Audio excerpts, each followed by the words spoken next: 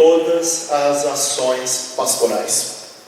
Sem um plano de pastoral, é como se nós estivéssemos caminhando sem rumo, sem direção, cada um indo para o lado que acha que é certo, que é o melhor. A partir do momento que nós temos um plano de pastoral, nós temos esse rumo, esse norte, essa direção a seguir. E é um privilégio vocês estarem aqui hoje.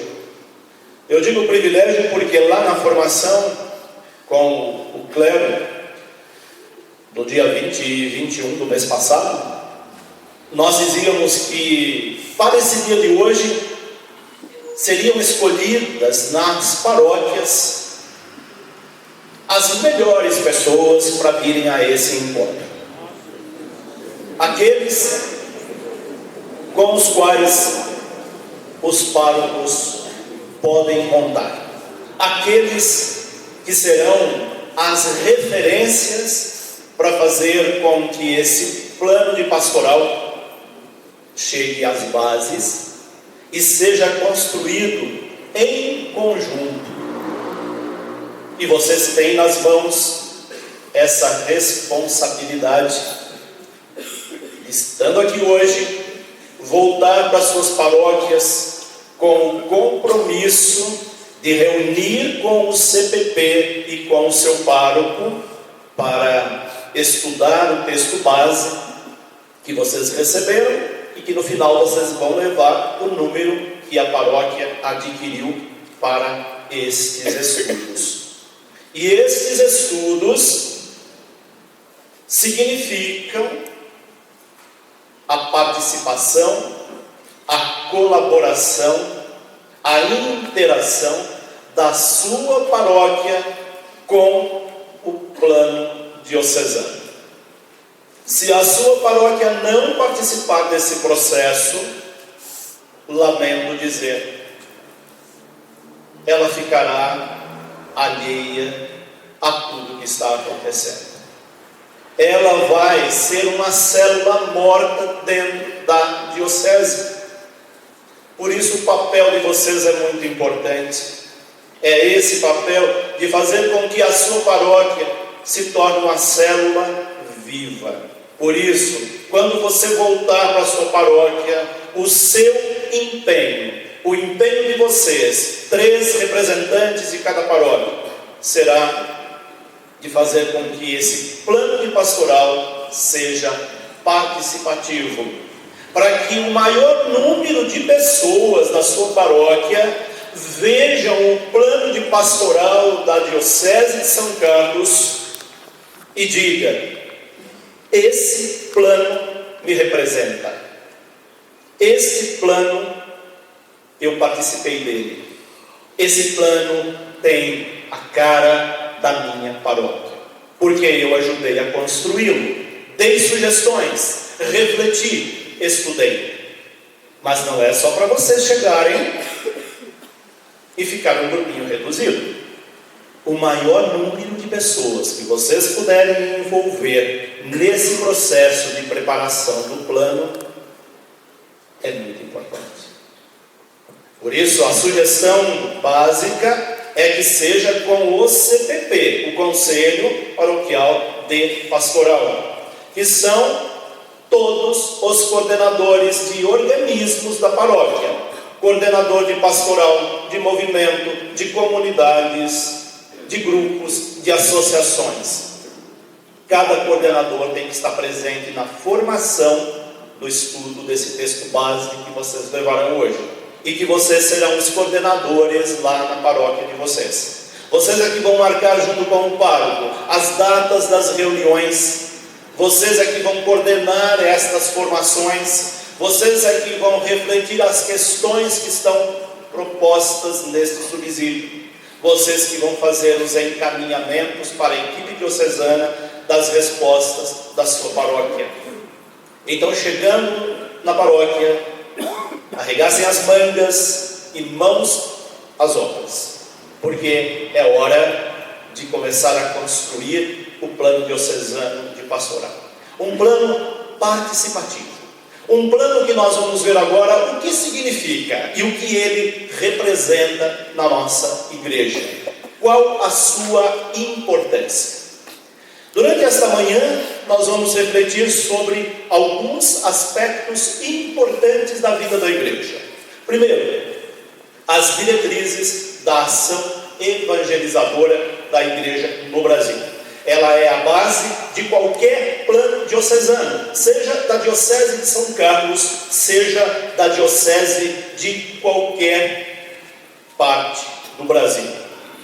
As diretrizes são as bases para as dioceses construírem o seu plano de pastoral. Daí a importância de nós conhecermos as diretrizes.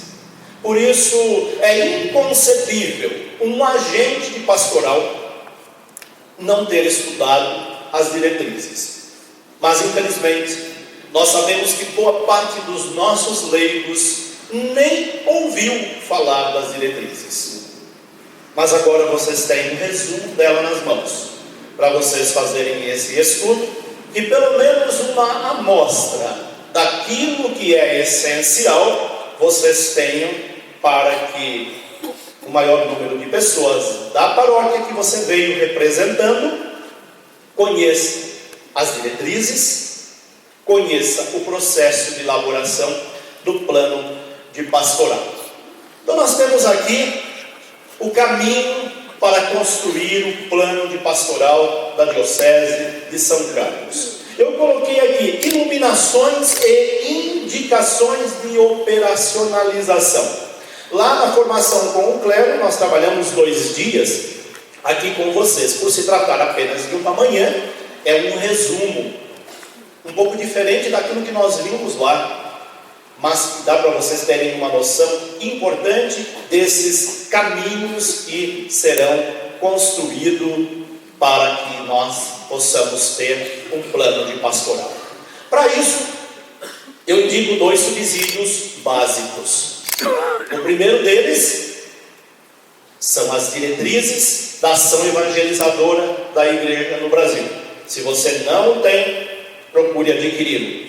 Esse subsídio é importantíssimo para as nossas paróquias, para a nossa igreja de um modo geral. Eu costumo dizer, todo agente pastoral deveria ter lá em cima da sua mesa as diretrizes da ação evangelizadora da igreja no Brasil, da qual nós vamos falar hoje, que é o caminho, o farol para as nossas ações. E o outro subsídio é esse daqui, que eu tenho trabalhado em diversas dioceses do Brasil. No último ano foram 6 dioceses que fizeram o seu planejamento, o seu plano de pastoral, com esse subsídio aqui, como fazer um planejamento pastoral paroquial e diocesano. Por isso é importante que vocês o tenham. Eu trouxe aqui alguns livros meus que estão lá numa banca aí fora, e desse subsídio aqui tem apenas 15. Então as 15 primeiras pessoas que chegarem poderão adquirir esse subsídio, que vai ajudar na sua paróquia, com o seu pároco, a fazer o planejamento paroquial depois do plano diocesano. Então são essas 2 indicações. Na hora do intervalo vocês podem adquirir. Então são esses 2 textos básicos, bibliografia básica para um planejamento de pastoral. Antes de entrar num tema propriamente dito do plano pastoral diocesano, eu queria fazer algumas contextualizações. E queria dizer o seguinte: eu gostaria que essa nossa manhã ela fosse interativa, não fosse apenas eu falando aqui para vocês, porque quando uma pessoa fala o tempo todo e não há uma participação, acaba se tornando um tanto quanto cansativo. Então eu gostaria que essa exposição teórica ela fosse interativa, ou seja, que vocês pudessem participar a hora que vocês desejarem. Então, se você quer fazer uma pergunta, uma observação, uma colocação, trazer uma contribuição, levante a mão, eu termino o pensamento e dou a palavra. Acredito que tem um microfone solto aí, que dê para levar até a pessoa que queira fazer a sua participação, para nós dialogarmos durante esta manhã. Nós vamos até às 10h30, 10h30 teremos um intervalo no lanche, e depois voltaremos e vamos até 12h45, quando faremos a nossa oração final de encerramento desta manhã. É essa então a nossa dinâmica de reflexão e de estudo sobre o plano de pastoral. O primeiro ponto que eu gostaria de destacar é esse aqui: o momento pastoral que a diocese está vivendo e as suas atuais mudanças. No começo da fala eu dizia que nós estamos num momento privilegiado porque momento de elaboração de um plano de pastoral é momento muito especial na vida de uma diocese. E por isso, esse momento é momento especial. Nós estamos aí com Dom Paulo presente há menos de um ano na diocese. Quando chega um bispo novo à diocese, geralmente ela adquire novos rumos, novos caminhos, isso é natural de acontecer. E com a chegada de Dom Paulo, a diocese agora começa a trilhar novos caminhos, uma nova etapa. E para que essa diocese ela seja essa parcela representante da igreja aqui nesse território, é preciso que todos nós possamos nos envolver nela e com ela com ardor missionário, com identificação, com participação. Não podemos ser católicos apenas de expectativa, no sentido de ficarmos observando de braços cruzados, mas de ajudar a construir esse caminho que toda diocese propõe e que a diocese de São Carlos agora vem construindo. Então esse momento é muito importante. Nós estamos com um bispo novo e com um novo plano de pastoral sendo gestado. Esse processo de elaboração do plano de pastoral nós chamamos de planejamento de pastoral. Então tem uma diferença entre planejamento e plano. Planejamento é processo, é tempo de construção, de elaboração, de participação. E plano é hora em que nós já temos em nossas mãos o resultado desse caminho construído, é hora de agir, de colocar a mão na massa e fazer com que aquilo que nós planejamos aconteça de fato. Então, para não ser um plano que vem de cima para baixo, com apenas uma equipe que produziu num gabinete e vocês vão receber prontinho lá na paróquia, nós convocamos vocês a virem aqui hoje para começar a ajudar a construir esse plano de pastoral, esse planejamento de pastoral que vai resultar no plano. A importância de um planejamento e de um plano de pastoral. Como eu havia dito, o planejamento é a construção de um caminho, de um rumo e de uma direção. E o plano são os caminhos que nós queremos trilhar durante um quadriênio. Então, durante 4 anos, nós teremos os nortes, o rumo a seguir pastoral desta diocese, guiado por 2 eixos: Bíblia e missão. Eixo é aquilo que conduz. É como se nós estivéssemos sendo movidos por aqueles 2 elementos essenciais. Lembrando que uma das urgências da igreja, nas diretrizes que vou falar daqui a pouco, a primeira delas é de uma igreja em estado permanente de missão. Por isso, escolher como um dos eixos para construir o planejamento e o plano de pastoral é optar por uma igreja missionária, permanentemente. O outro eixo é a palavra de Deus, e não poderia ser diferente. Nós somos igreja, não somos uma empresa qualquer, e por isso, pelo fato de ser igreja, nós temos como base a palavra de Deus. Por isso, uma das urgências, além da primeira, a terceira é uma igreja, lugar de animação bíblica da vida e da pastoral.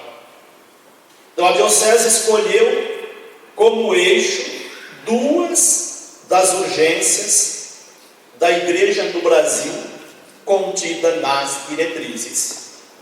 Com esses dois eixos nós vamos construir o planejamento e o plano de pastoral dessa diocese. Qual que é a diferença entre esses quatro pontos aqui?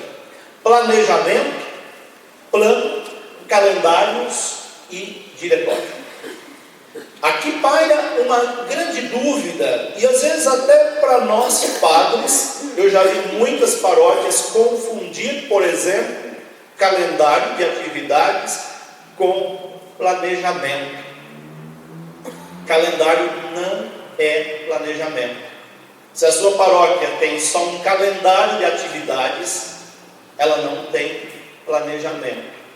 Planejamento exige empenho, esforço, dedicação de todos para construir esse caminho. É processo. Então grifem aí a palavra planejamento igual processo de construção de um caminho pastoral. Plano, resultado desse processo. Depois que nós construirmos esse caminho, lá no final sai um documento que será o plano de pastoral. Então, dia 15 de novembro, já estará pronto o plano de pastoral da diocese. Então percebem que o tempo que nós temos é muito curto, não dá para perder tempo. São 3 meses apenas para construir o plano de pastoral.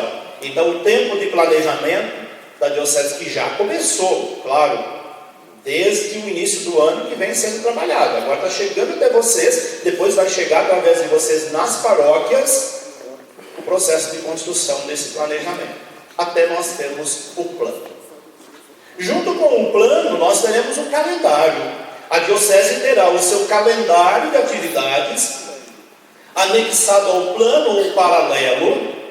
Como o plano tem duração de 4 anos, e calendário geralmente muda cada ano as atividades, então o calendário será um anexo, um apêndice do plano de pastoral. A mesma coisa deve acontecer na paróquia ou nas paróquias. Quando vocês, junto com o seu pároco, começarem a elaborar o plano de pastoral da sua paróquia, o calendário vai lá no final e pode estar anexado ao plano. Mas ele não pode reduzir-se apenas a um calendário, o plano de pastoral. E por fim, diretório são alguns apontamentos, orientações que a diocese tem referente a alguns aspectos importantes, pastorais ou não. Por exemplo, a diocese está elaborando o diretório sacramental, que vai fazer parte como um apêndice do plano de pastoral, mas que é diferente do plano de pastoral. São as orientações que a diocese dará referente aos sacramentos, que às vezes gera muita confusão, cada paróquia fazendo do seu jeito, quando a diocese não tem um diretório apontando procedimentos que devem ser tomados, cada paróquia acaba tendo a sua atitude e não tem outro jeito, por conta própria. Agora, quando a diocese tem as orientações, fica muito mais fácil de caminhar em conjunto, de construir junto um caminho, de falar uma mesma língua, nós podemos dizer, e para não confundir nosso povo, porque acontece muitas vezes das pessoas irem nessa paróquia, tem uma orientação, lá na outra paróquia tem outra, na outra tem outra, e fica uma confusão enorme. As pessoas falam: vocês não são da mesma igreja? Cada paróquia tem uma orientação. Então é importante que se tenha um diretório com essas orientações diocesanas, para que todo mundo possa proceder da mesma maneira. Isso cria uma unidade dentro da diocese. E por fim, o momento atual da igreja no Brasil e no mundo. No mundo, nós estamos aí vivendo o pontificado do Papa Francisco, que também, desde o momento em que assumiu, vem colocando novos rumos, novos procedimentos, novas diretrizes, não abolindo as anteriores, mas dando uma característica diferenciada. O Papa Francisco tem uma linguagem muito simples, que atinge a todos. Ele fala para todos, desde a pessoa mais instruída até as menos instruídas, entende o que o Papa Francisco fala, porque ele usa muito a linguagem do amor, da acolhida, da simplicidade para comunicar.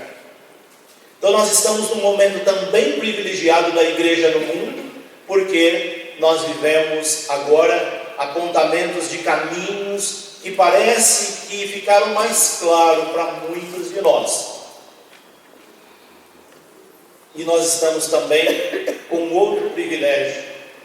Pela primeira vez na história da igreja, nós temos indicações para a igreja no mundo que nasceram aqui no Brasil. Eu me refiro à 5ª Conferência do Episcopado Latino-Americano, que aconteceu em Aparecida, que resultou no documento de Aparecida. O documento de Aparecida é um documento ímpar. É o primeiro documento latino-americano que é usado na igreja no mundo todo, nos 5 continentes, através de uma exortação apostólica do Papa Francisco.